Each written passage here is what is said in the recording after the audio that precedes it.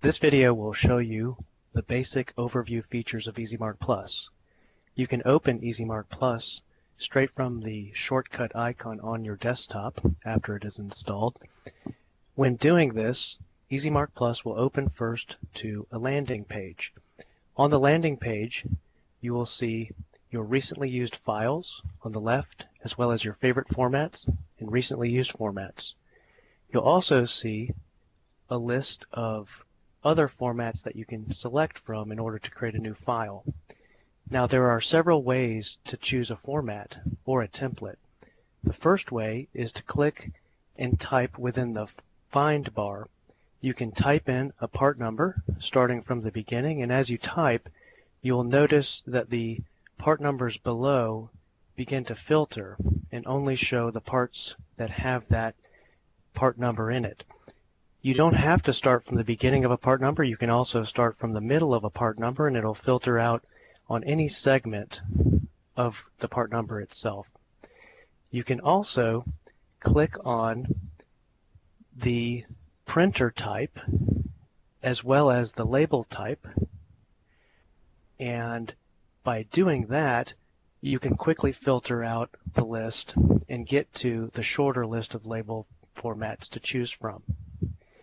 As you click on the format, you will see the labels change below, and if you have a screen that doesn't have any labels, that means the combination doesn't exist, and you can just simply click off that to go back to the combination that does.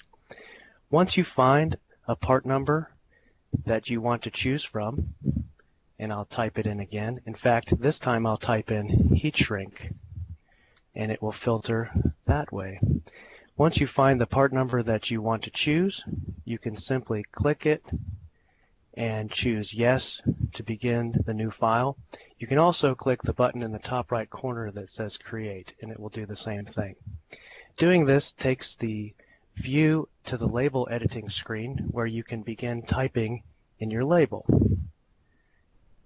And as you click and type, you will see how easy it is. You can press the Tab key to move to the next label, or from the end of the line to the next line. And in this way, you can create many labels very quickly. Now, you can actually have multiple sessions of EasyMark Plus open at the same time.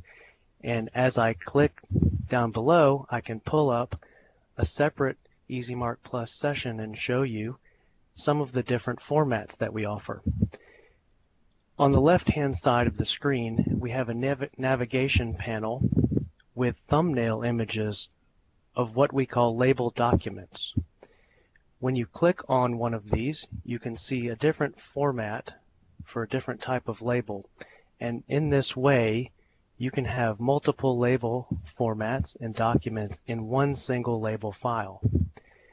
This helps create all your labels for a project, a job, or any other sort of application, and allows you to save them all in one file. So here you can see a format for a thermal transfer self-laminating label. As you can see, this interface is what you see is what you get, or WYSIWYG for short. In fact, it has an advanced WYSIWYG interface that represents a label very closely to how it appears after it's actually printed. And in this case, you can see the print-on area and the clear tail. Typing in a label is as simple as clicking or pressing Tab, and as you type, you can create labels very quickly. Now, if you go to another label with more labels on a single page, you can see how easy it is to create many copies of the same label all at once. If you click a label and then hold the Shift key on your keypad and then click another label down the page, you can type in all of these labels together. These labels are actually grouped, and so any change you make to one of them changes all of them. And that's why you can create labels very quickly. Now, they don't have to be consecutive labels. You can click any label or any other label on the page by holding the control button on your keypad and clicking the label, and in that way you can also fill in labels. These labels are still grouped, so you can see any change that you make to them changes them all. Now in this case, you notice that the labels fill in all the lines so that the entire printable area is filled. That's a function that we call wire marker mode. And wire marker mode can be enabled or disabled with a simple click in the toolbar. You can also click a label and reposition it if you choose to. That helps you move labels around so that you can reorganize your labels if you need to. When you click a label, it's outlined in red, and that lets you edit the label itself. For example, if you want to, you can click Insert and add a border. Very similar to Microsoft Excel or Word, and you can click OK, and now you have a very quick border on that label. As you'll notice, when I click to this next label document, you can see that the label formats even have the color represented on the screen. So all of the different colors of labels that Panduit offers show up in the actual color that you'll see after it's printed. The sheet size here on the screen is for a laser format, laser inkjet, and this is for a handheld printer label format. So you can see that you can have many different formats all together in one file. And that's how you create labels very quickly with simple text line-based entry. Now I can show you some of the many different functions of EasyMark Plus. First of all, you can create labels for all kinds of applications. You can create labels for wire and cable marking. And this view shows you a Panduit turntail label, which is a unique style of label that wraps around a wire or cable and then still lets you slide the label or rotate it. You can also create labels for control panels. This type of label is a representation of a rating plate that you would put on a control panel or a machine. And as you can see, you can use symbols, you can use barcodes, and you can align your text however you like. You can also create labels for regulatory compliance, for example, for safety compliance. This particular label shows a pre-printed header section that actually comes on the label itself, and then the text entry area where you can type in your customized text. Additionally, EasyMark Plus is great for quality compliance and asset tracking as well. Here's an example of a barcode label, and you can see that you can put multiple barcodes on a particular label, including 2D style barcodes and QR codes. And with this style of label, as you can see, these are entered as objects that can be clicked and dragged anywhere onto the label for placement. We also have heat shrink wire markers and continuous tapes. And with continuous tapes, you can see that the color is displayed as well as the rotation can be displayed so that you can see how you're typing into the label. We also have metal marker plates for permanent ID embossing using with the Panduit embossing tool. And then all kinds of component labels in different colors, including raised panel labels and more. So there are many different types of labels that you can use with EasyMark Plus.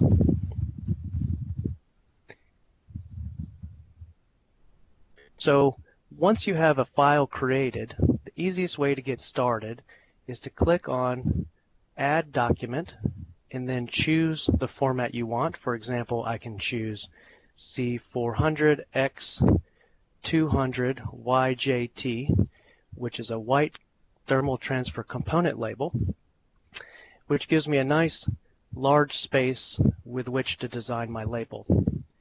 And Again, you can simply type text in one line at a time, or you can also create objects to click and drag and place anywhere you want. On the Insert tab, you'll see several different types of object-based tools. The first is a text box. If you click text box and then click and drag, you will see that you can enter a text box here. And once you have a text box created, you can very easily click and drag or even resize the text box. You can even click and rotate the text box so that it can be facing a different direction. And you can place it anywhere you want on a label. Similarly, you can create objects like lines and give this line a size of 2 and click OK. And now I can draw my line. Once I have a line, I can move that anywhere I want as well. I can also create, and I can reposition it and make it a different direction. I can also create a rectangle. A rectangle gives me an outline of a frame, which I can resize and I can position anywhere I want. As I continue to add objects here, you'll see that you can have many different objects on a label, including images. So if I click on the image file, it goes to the symbols library, and then I can create images and click and drag them anywhere I want. Now, as I do this, you'll notice that several red dotted lines appear on the screen when I select an object and move it around. And that's a function called snapping that allows you to line up objects more easily, and it lines up by the edges and the centers of any objects. You can turn snapping off as well if you don't want to have that on.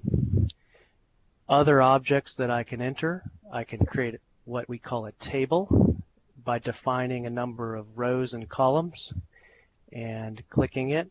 And with a table, which is a brand new function, it's very easy to create labels that have data inside of it.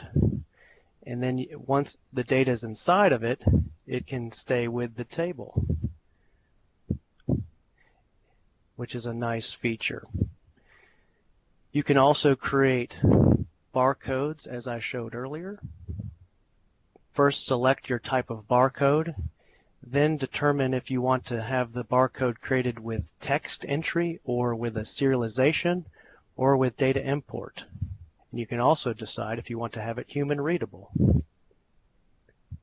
As you type, at the top of your window you'll see a preview, and once you click Save, you can insert your barcode, and then you can resize your barcode if you choose to. Now, if you're running out of space on a label, you can simply click or press Tab, and it will go to a new blank label. And now you can start over again. A couple other functions here. We have Circle, which lets you create a text circle where you can size the circle into any shape you want, whether it's an oval or just a plain circle, and you can type in that circle and create text within it. And then, of course, you can resize it if you choose to, and you can click and drag it anywhere you want. You can create prompt at print, which is the definition of an input field, and you can enter a question such as, for example, I can type in voltage here, and when you print, it will ask you to enter information that will be printed. So, for example, when I print, it'll say enter voltage, but you could put any question you want in there or any prompt, and as you print you can change the data so that it prints with variable information. And then lastly, we have an object called date and time, which lets you put in a custom date or a custom time. First of all, you'll see a preview here at the top of the window. Then you'll see the actual date that is selected, and it's going to read the date from your computer, which is today's date. You can also change the date if you want to some other date, and you can do that by clicking on the drop-down arrow and then clicking on each column and then selecting the number in each column. Once you have your date selected, you can choose the format that you wish for the date or time to appear on your label. And as you scroll down, you'll see many different options where D is for day and M is for month, Y is for year, and so forth. You can choose to have auto date selected as well. So without auto date, if you save it and pull it in, it just pulls in the actual date. If you have auto date selected, then it will pull in a placeholder that will allow you to update the date every time you print.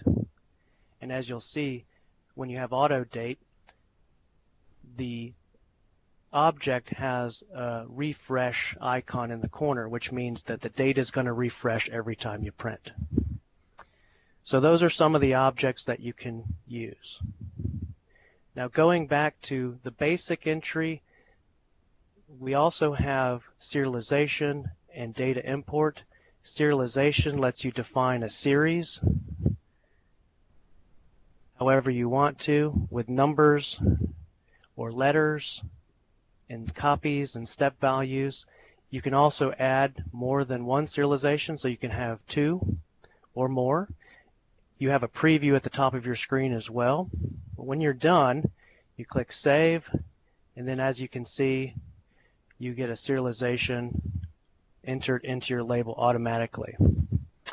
And then data import lets you go and pick an Excel file where you can download and import data into it as well.